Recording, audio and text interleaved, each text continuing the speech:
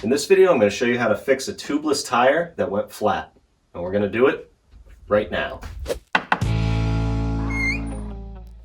So it's winter, and before it snowed, I wanted to get my snowblower ready. So I pulled it out of the shed, and the engine started right up, which was great, but it had two flat tires. And one of them, this one in particular, went flat and fell off of the rim. So getting that back on there can be tricky, so I'm going to show you how to do that. But also, I filled it up and got it set again. I used it and then set it for a couple days and it went flat again. So I'm going to figure out what's going on with this and I'm going to show you how to fix it. Okay, so this is a tubeless tire and I ended up taking it right off of the snowblower. I just took the little clip off here and put my snowblower up on some blocks and slid it right off. And now I have it in my basement where I can work on it in the toasty warm environment and take my time and get it ready for the next snowstorm. So first thing I want to do is kind of figure out what's going on here. Just take a look around and see, obviously, if you have a nail or something.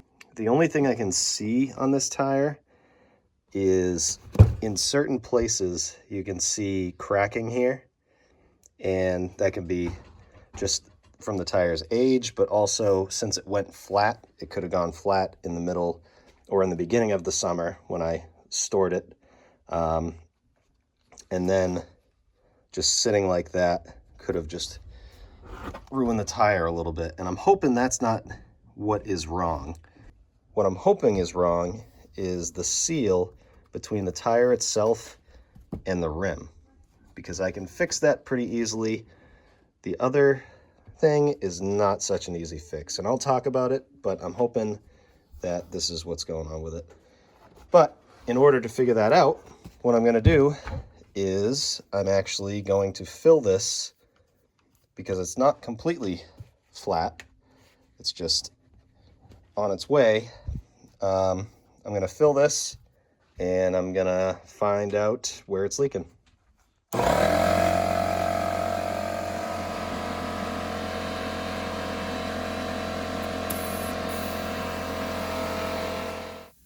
obviously, if your tire fell off of the rim, you're not going to be able to just fill it and check like I'm going to do.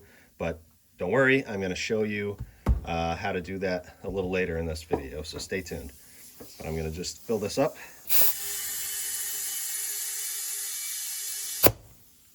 Next, I'm going to take some Windex or any type of glass cleaner, something with soap. You can mix just dish soap and water, works good. And I'm just going to kind of spray this down around the rim. I'm going to do the stem and where those cracks are along the edge. And basically, you just want to put some soapy water on here to see. You're going to want to see some bubbling coming out. And if I find something like that, I'm going to show you what it looks like. Okay, so I'm not seeing anything from the valve stem, and I looked all around the rim here, and I'm not seeing any kind of air escaping, no kind of bubbling or anything. So I'm going to flip it over and try the other side. Okay, at least I'll have a nice clean rim.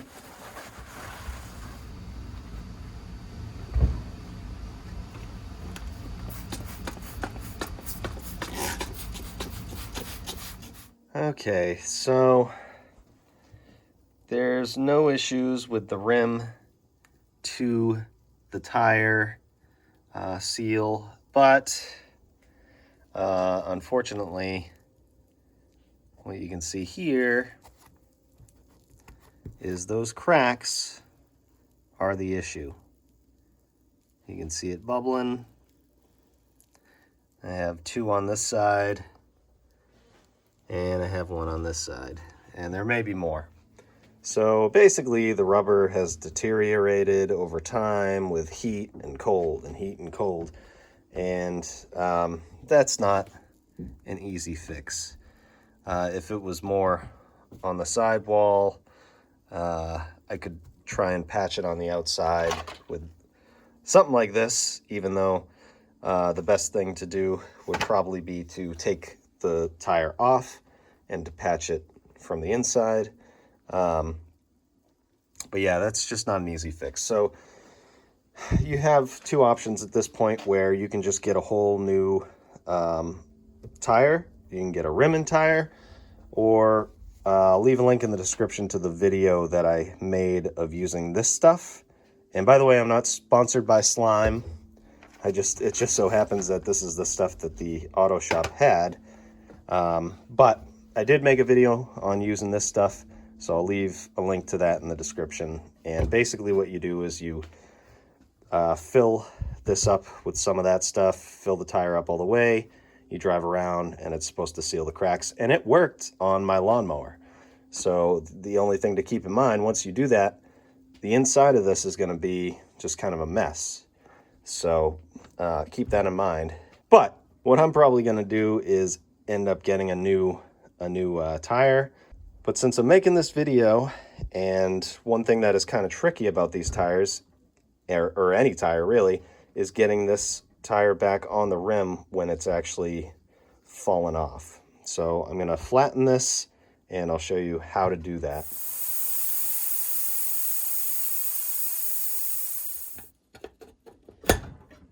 There we go. Okay. All right.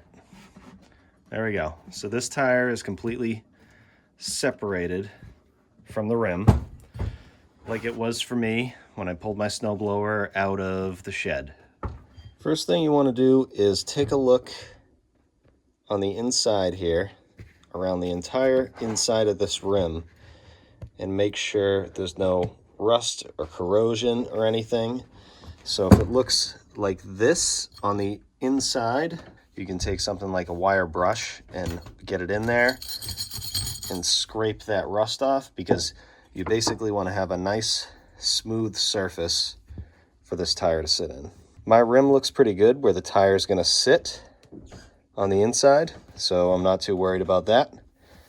Now, the issue with trying to fill a tire that's come off the rim like this is when you go to put air in it, it's just going to blow out the sides here because it has no seal. So we got to get that tire to sit on that rim somehow. Now, I know some people are going to say that you can spray some ether in here and light it on fire, and the tire will expand, and then you fill it with air. But I don't want to play with fire right now, so I want to show you guys the safe way. And what I'm going to do is take a tie-down strap like this, one of these ratchet straps. I'm going to go around the tire. I'm going to tighten that, and then I'm just going to start ratcheting this together. Now, as I ratchet this down, you're going to see it's going to spread the tire evenly against that rim. Just like that.